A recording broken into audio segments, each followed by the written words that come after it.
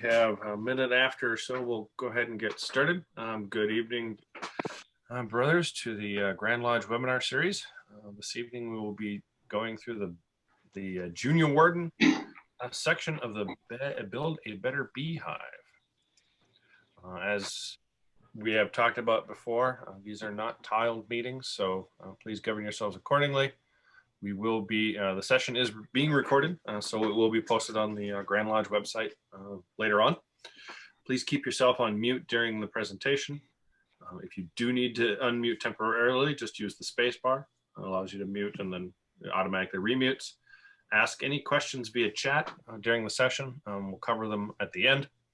I will run a poll at the end, about 5 minutes or so before the end, that will, we'd like for you guys to fill out so that we can get some feedback. And as I said earlier, the webinars are recorded and posted on the Grand Lodge webinar website. Up after this, we have the Senior Warden and Worship Master coming in the next couple of weeks of the Build a Better Beehive. That wraps up that session. And then we have Most Worship Brother Terry Tilton talking about Masonic research societies and the Philiathes. Wow. Oops. What did I do now? I clicked the wrong button. There we go. It actually. Well, with that, we also are still running the show and tell challenge for the coming up at the annual communication. Please be sure to submit an item for that. And without further ado, I'll turn it over to Right Worship Brother Dayton Berg and Worship Brother Chris Wendover for your presentation. You should be able to share now there, Chris. It's all yours.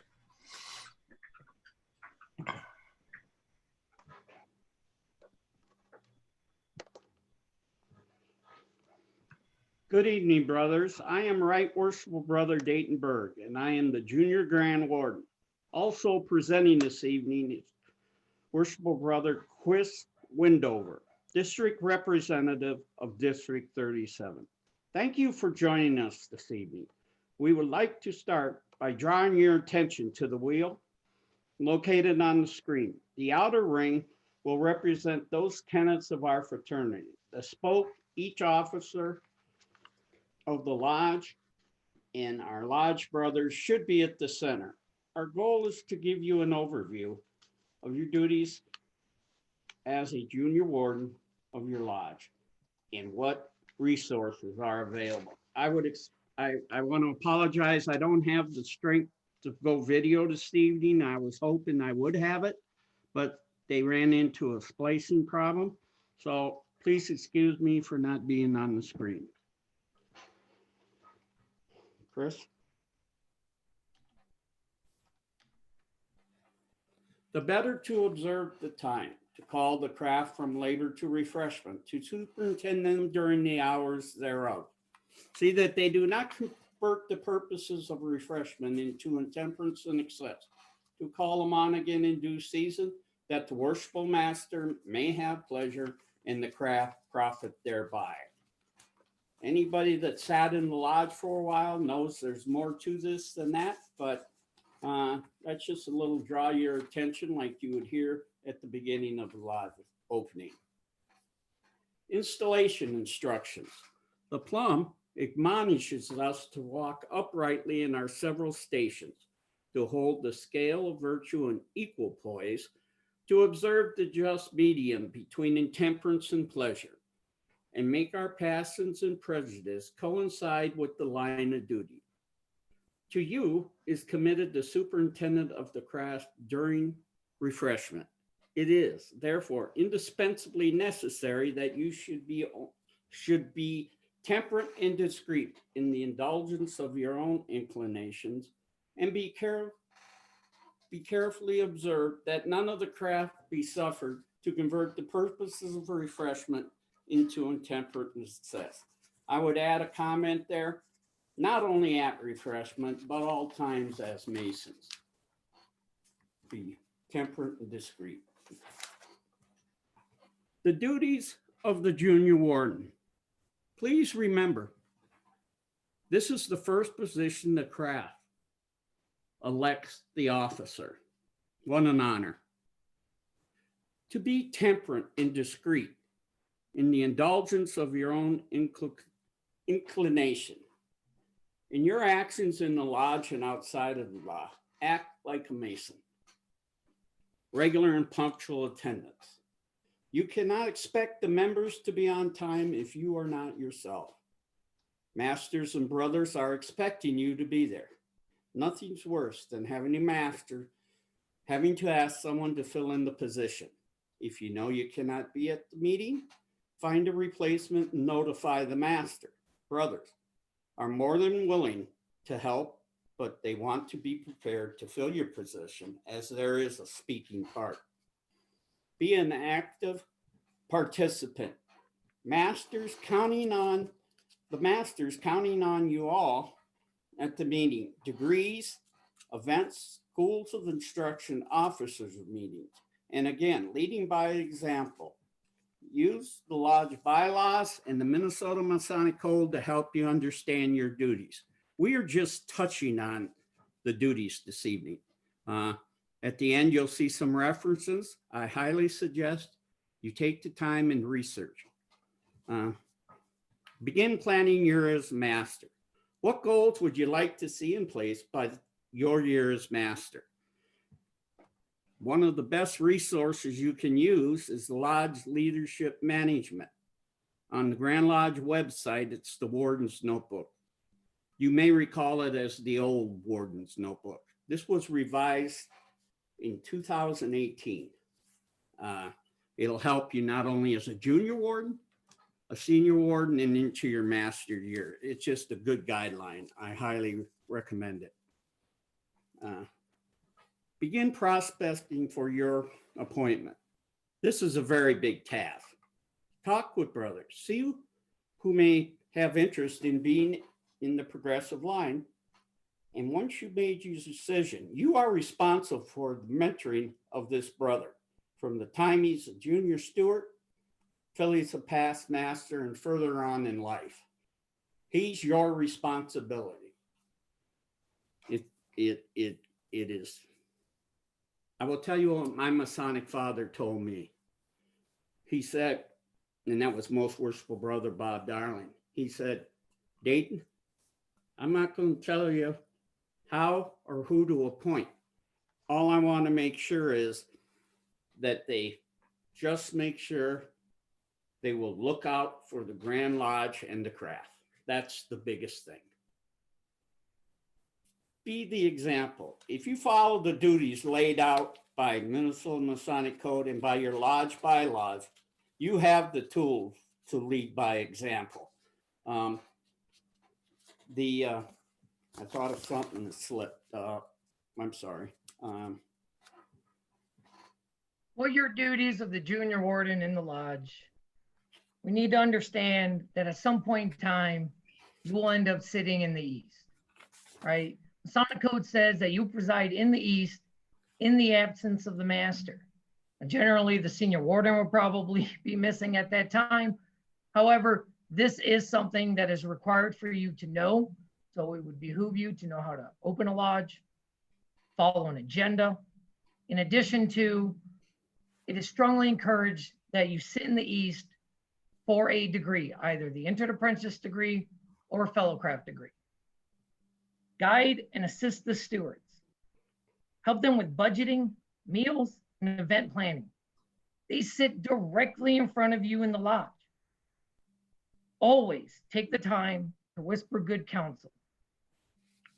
Know your role in the balloting process. Ritual is not just limited to degrees and opening and closing.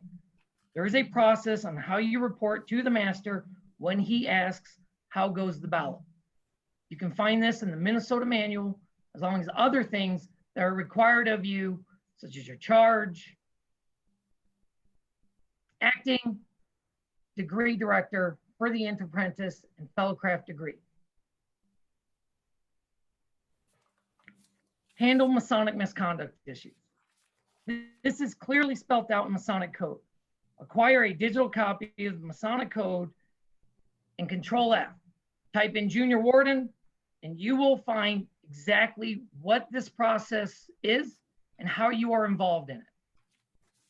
Improve your knowledge on Masonic code and your lodge's bylaws. It is common to see bylaws state additional duties for officers. This is different for lodge to lodge, from lodge to lodge. So your DR may not be aware of it, but your secretary definitely should, and so should the master of the lodge. Talk with your DR regarding the LRP program and understand its purpose. This is not a competition between two lodges or who's the best lodge in the state. All right, this is a tool. This is a tool for you, your senior warden, any brother in your lodge, and your DR to find out what is the strengths and weaknesses of your lodge and what you can do and how you can improve your lodge as you continue trucking forward through each officer role. Your role as degree director. You need to have a working knowledge of the degree. This means you can read most of the cipher for the degree that you are directing. We're not asking you to memorize it. I'm not going to be picky on whether it's carried or conveyed, all right, in the ritual. Understand that there are parentheses in that cipher that tells you where people need to be standing, when they're supposed to be knocked, when people sit down, when to circumambulate. These are things that you need to know so you can assist the brethren of your degree to put on the best degree that you can. Know the stations and places of the cast members. And please review the custodian decisions document. This has been recently updated as recent as I believe it was July 18th of 2020. And it's going to have subtle intricacies such as how you hold the apron when you're presenting it, where the brothers stand during the circumambulation. Can you do the interrogatories before the stewards are actually called into the back of the room? There are important decisions that are made by the custodians, and it would behoove you to know them so you can best assist your brethren when putting on rehearsals and practices. So how do we make our degree successful? Put your cast list together immediately. We shouldn't be waiting. The minute we know degrees are going to be coming up, find those degree members. Because if you have any vacant roles, it is the best thing you can do for your DR is to let him know as soon as possible. So he can reach out, because custodians and monitors don't always have the time. All right. And there are other brothers within your district and within the craft who are great ritualists that don't go after and achieve the monitor and custodian titles, because it's just not something they do. There are guys that are just really, really good at the middle chamber, and that's what they want to do. Have the Tyler set the degree up in advance. Nobody wants to join an organization that is not organized. You shouldn't be running around trying to set this degree up when the candidate is at the lodge. All right? Know who the primary candidate is in advance. Again, this is going to show organization. It's going to help your degree run smoothly, and it's going to be successful not only for you, but for the candidate as well. Identify a brother to assist in the preparation room. It is just good knowledge it is just very good to have a brother who is knowledgeable. Have somebody ready to go. And ensure that the candidate has been spoken to the day before. And explain the expectations. It's very embarrassing for a candidate to show up to the lodge and everybody's in a tuxedo and nobody told him. I'm not saying he's going to show up to the lodge in a tuxedo, but he may not have shown up in a t-shirt and jeans. All right? Let's not put him in an awkward position, and let's just be respectful to him and the brothers of the lodge. Masonic misconduct. This is a process that has several steps involved in it. All right? And this process can be found in the Masonic code. Again, type in Junior Warden, Control F, and you will find it. And it is in your best interest to actually look at it, because we're not going to be able to cover all the intricacies in this PowerPoint presentation. It's just not going to happen. Masonic misconduct is found in the code on pages 35 through 41. It starts with section G6.10. The purpose of this process is not only to provide a procedure to implement Masonic discipline, but also provide a process to protect brothers from unsubstantiated charges of unmasonic conduct. What constitutes unmasonic conduct? Any violation of moral law, criminal law, Masonic obligation, and/or charges upon installation as an officer. In addition, a violation of law, usages, and customs of Masonry, an act prohibited by civil statute as being against good public morals, danger to life, health, and the good order of the community.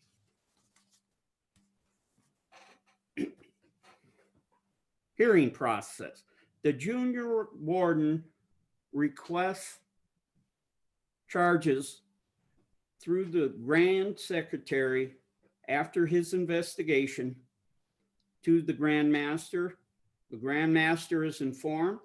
If the Grand Master determines probable cause exists, the trial commissioner is formed and the brother is served.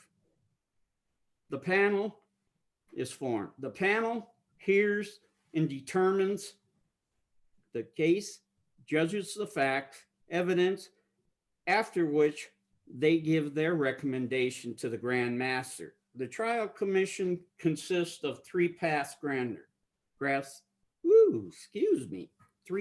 masters.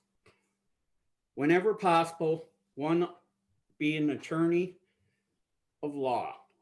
The panel from the district, the panels from districts other than where charges are filed. My comment on bringing Masonic charges on a brother, a lot of these can be resolved by sitting down and communicating. We all have personal conflicts, and there is a big difference between Masonic law and civil law. And I'm not the guy to be talking to on how them are read. I talked to Most Worshipful Brother Tom McCarthy, and he referred me to Paul Gabinski's presentation. I read through it, but you know, I can read it, I understand the flow, but I would need help in implementing any of these, okay? The person that has the final decision is the only person in the state of Minnesota that speaks for Masonry. And this year, that's Most Worshipful Grand Master Ethan Seberg. That's not an easy task to do. And the Junior Warden may submit his request, and the Grand Master or the trial commission will want some more evidence.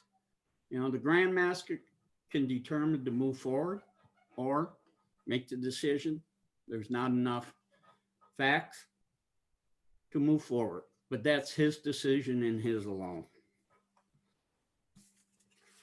Brethren, as you can see, we're no longer just doing ritual as the senior deacon, senior steward. We're no longer just planning events. We are now look at it as upper management of the lodge. You are now a voting member of Grand Lodge, right? We need to understand these things. And because of that, your job duties and ideas and advice on how you can best complete your job duties are throughout a number of different resources. The Minnesota Masonic Manual is going to be your friend. Read it, look over it. It has your installation charge so you can understand what your duties are and what you're agreeing to when you take that obligation in becoming a junior warden. The Minnesota Masonic Code, it clearly states out duties that are assigned to you to handle and deal with unmasonic conduct within your lodge. Your lodge bylaws. Pretty self-explanatory. Nobody's going to know your bylaws better than the brethren of your lodge.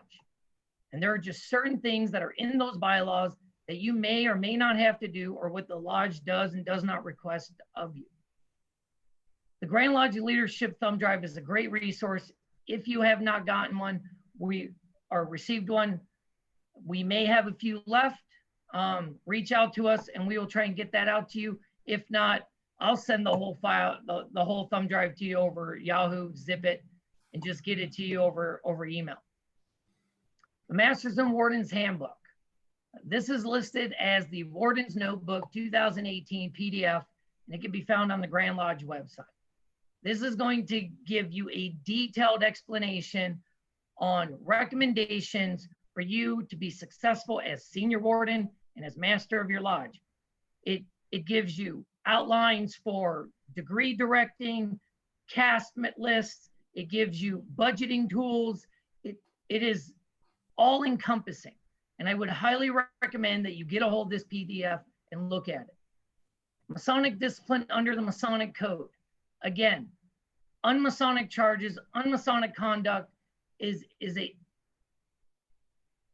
very, very hard topic to just discuss in general, because it has several steps in it. And this PowerPoint is about 60 slides long, and it will walk you through this. I'm not asking you to memorize what's on these slides, but just become acquainted with it, because the worst thing that can happen to you, and I assure you, is you're sitting at home and you get a phone call from somebody and they say, we need to look into unmasonic conduct with a brother, and you're like, I don't even know I'm supposed to do that. And last but not least, you can find majority of this information on the Grand Lodge website under member resources, Masonic education, and Lodge PowerPoint presentations. Majority of all this is there, and if it's not there, it's under members resources, where you can find digital copies of pretty much everything on this list except for your lodge's bylaw.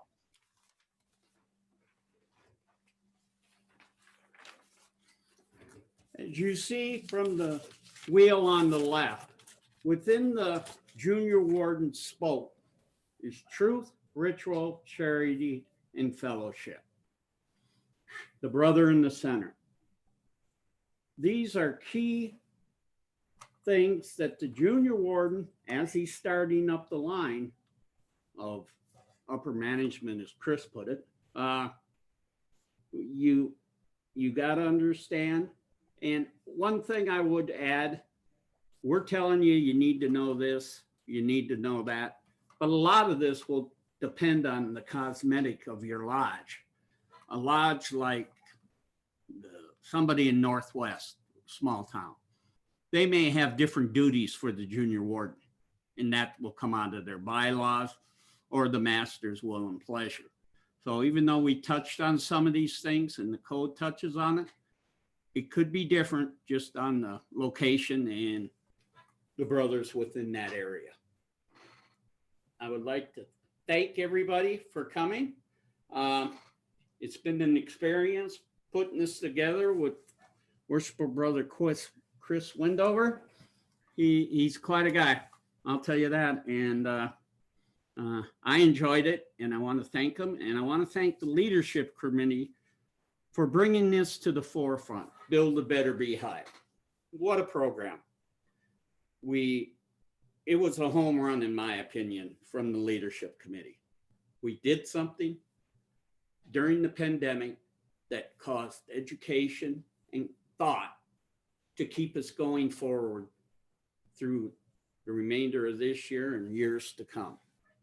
And at this time, if there's any questions, we would always welcome them.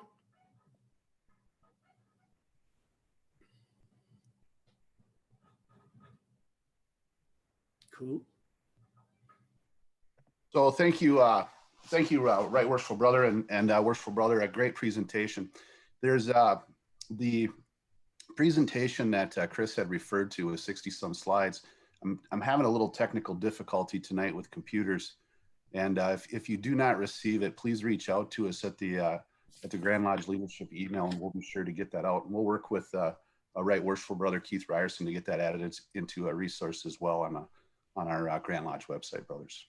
But again, thank you. And I really liked one of the points, just to add to that you had brought up, Right Worshipful Brother, and that is working with a brother through the line, identifying as you come up and you appoint someone. It's not like you were in the East and that's over now. It's be with that brother and help him understand the culture, the continuity, those landmarks. So I thought that was a great point to reference. Thank you. I think another point along those lines, when you're thinking about appointing somebody, make sure they really understand the commitment they're taking on. Now, people move, job changes, things like that. But you cannot give this person that you're considering to point to Junior Sturd enough information.